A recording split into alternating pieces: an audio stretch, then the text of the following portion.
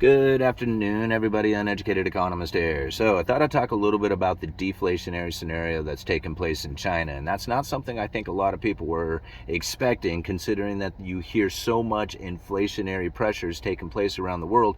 You would just assume that China would be involved in that as well, but they're not. They're actually going through a deflationary scenario. I'll leave a link down in the description for you guys.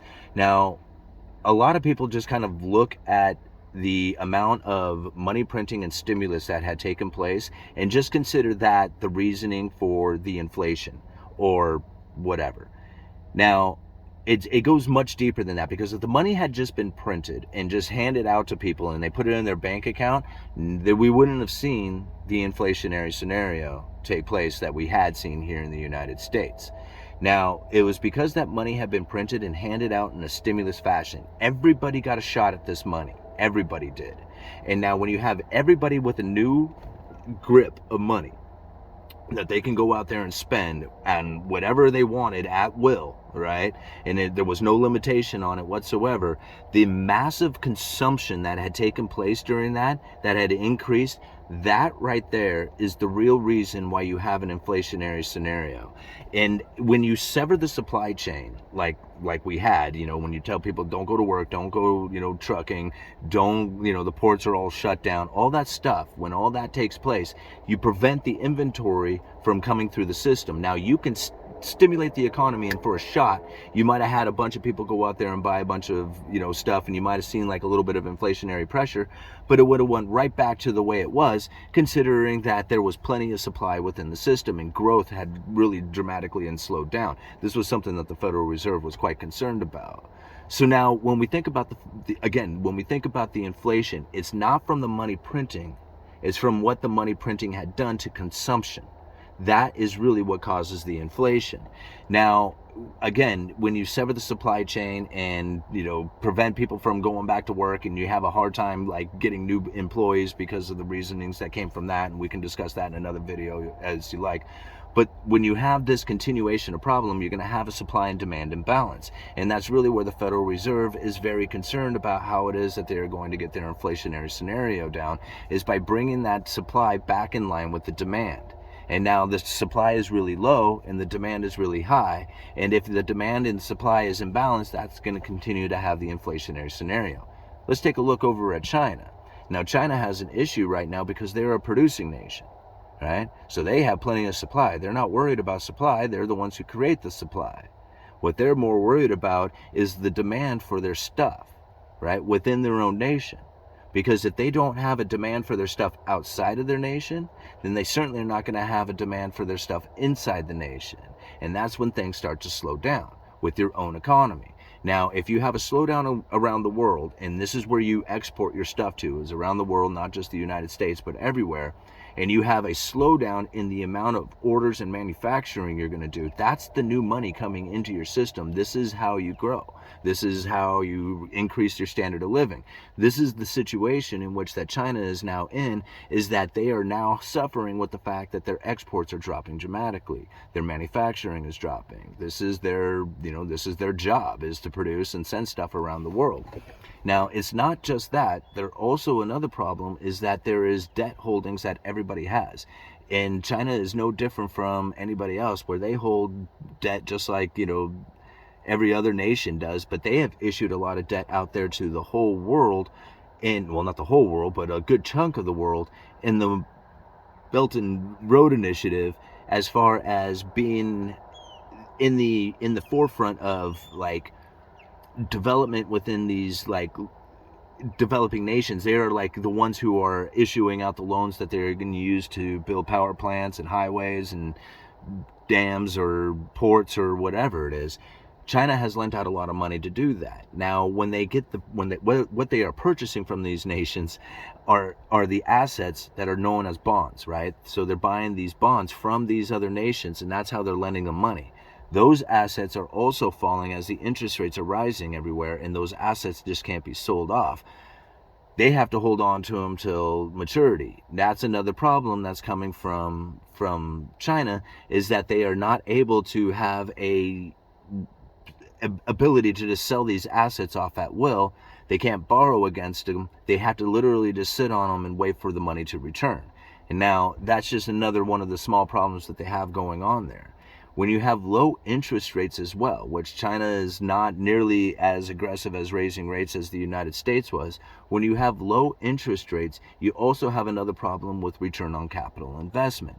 So when you take return on capital investment and you lower that as well, now you have an issue with people are not able to spend as much money back into the economy from the return on that capital. So you lend money out there and you get a 3% return. It's not nearly as good as a 10% return, but if you're getting 3%, being able to spend that back into the economy again is very low, considering how much money you can spend back into the economy if the interest rates are higher.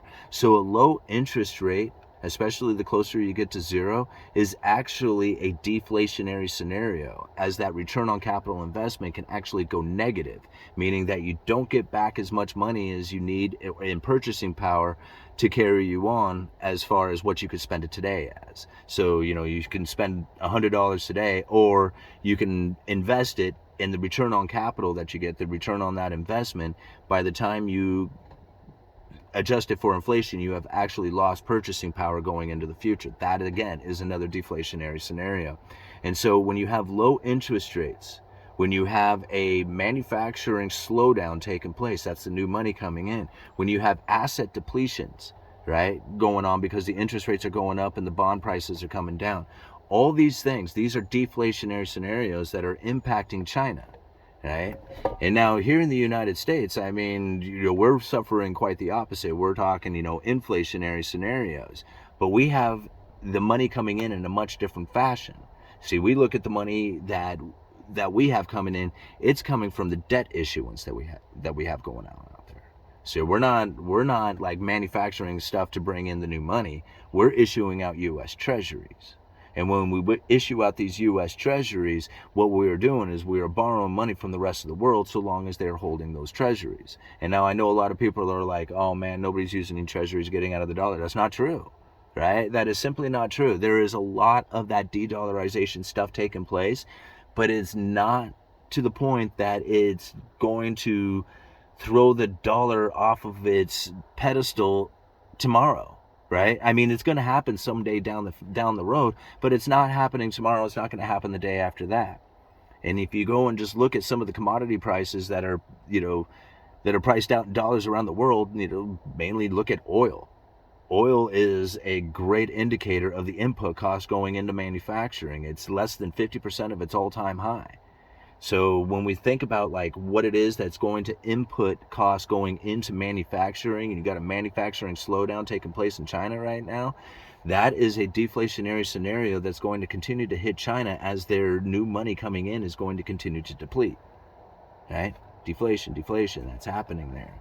It's hard to wrap your head around all this stuff. Here in the United States, we suffered from the exact opposite scenario as we increase our debt exports.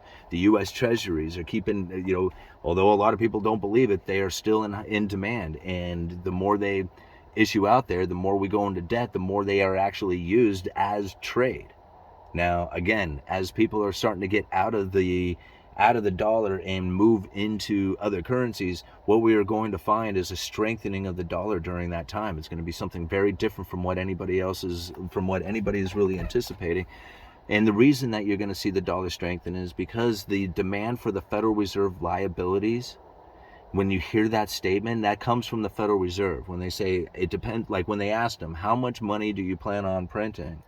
And they said, it depends on how much demand there are for our liabilities. What they are referring to is the offshore dollar debt that comes from nations and corporations around the world who have issued out dollar-denominated debt. And when those debts come due, they're due in dollars. That means people have to figure out where it is that they can get those dollars, which is going to increase the demand for dollars in order to pay off those debts. That right there is going to strengthen the dollar. And if it goes incredibly high, this demand, for the Fed's liabilities in order to get out of this debt, it does make me wonder if the Federal Reserve could even print at a pace that's fast enough to cover all those debts. It makes me wonder what it is that they would buy. Would they buy, foreign? I mean, they could even buy like the sovereign debt of a foreign nation, or maybe set up special purpose vehicles to buy corporate debt of whoever. I mean, the idea is like limitless on what the Federal Reserve could possibly do. But at this time, you think about like where it is that China is suffering and where it is that the Federal Reserve is caught in a bind. And you think, man, at some point China is going to want to be the issuer of that debt, right? They're going to be the one, they want to be the ones who have like the US Treasury kind of action going on in the world. Right now, they can't do that. If they have people who are looking to use Chinese currency, what they're going to do is they're going to start increasing the demand for the currency, right? The Chinese currency, as more people are like, hey, I want to get a hold of these yuans in order to do trade with them. That's going to increase the strength of that currency, and it'll lower the exports of that nation.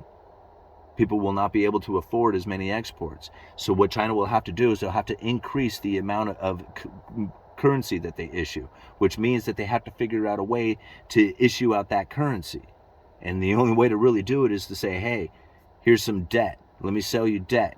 Get the money, increase the currency supply, and issue that out by buying stuff from the rest of the world. Doing exactly opposite of what they're doing today. Doing what the United States is actually doing today. You see what's happening here? See, this is why it's going to be an issue. It's the same issue that the United States was facing pretty much, not in exactly the same fashion, but very similar to the same fashion that the United States was experiencing when Nixon was cutting us off the gold standard.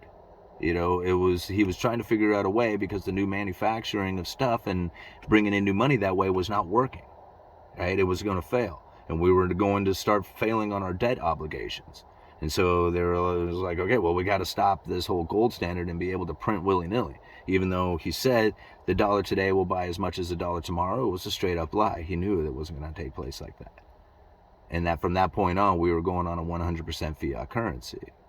So now China is going to sit in the same situation as that, where they're like, okay, so what are we going to do? Our new manufacturing of stuff is not bringing in the new money.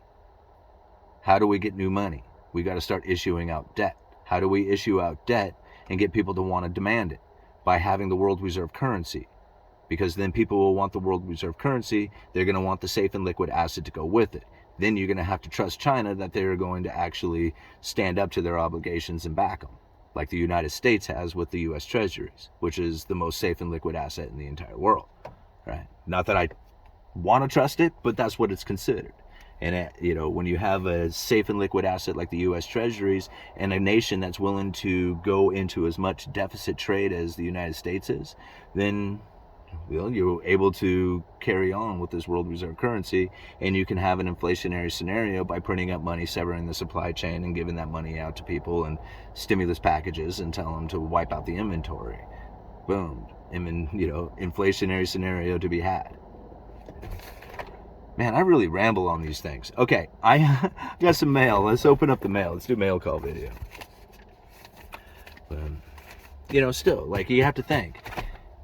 You know, deflation happens. Like, a lot of people just don't believe deflation could ever happen. It happens. I mean, it does happen. And here in the United States, we were suffering with the fact that we couldn't find inflation for years after the quantitative easing program. So this looks like it's coming from Canada, so thank you very much. There's no return on it.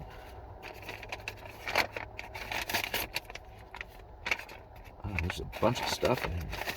Oh, wow. Holy moly, dude. 100 Canadian dollars? Oh, wow, man. Thank you so much. That is so cool. Man, I love these little windows in there. That's really cool, man. Thank you. All right. All right. A lot of times I like to read these to see. Please read in private for your own enjoyment. Okay, so he did send me a separate package to do that, but I do have this one, which I am going to read, and we'll see how it goes here. All right. Hello, Simon. Here is a bill representative of your ongoing success. Please accept this as a token of all that I learned from your channel. My gratitude and thanks. Success must be shared with people who are ready. Oh, hey, forgot glasses. Okay, there we go. And you are doing just that with your channel. I admire and respect your fundamental drive to maintain authentic. because Simon, we are indeed lucky, successful. All the best, and let this mark the beginning stages of your ongoing growth. Humbly and respectfully, Mike. Thank you so much, Mike, and thank you so much for this package. I will open that up in private, and I appreciate the $100, man. That is so cool. Thank you for the support, man. I mean, everybody is so supportive of the channel, just with the awesome comments, with the liking of the videos.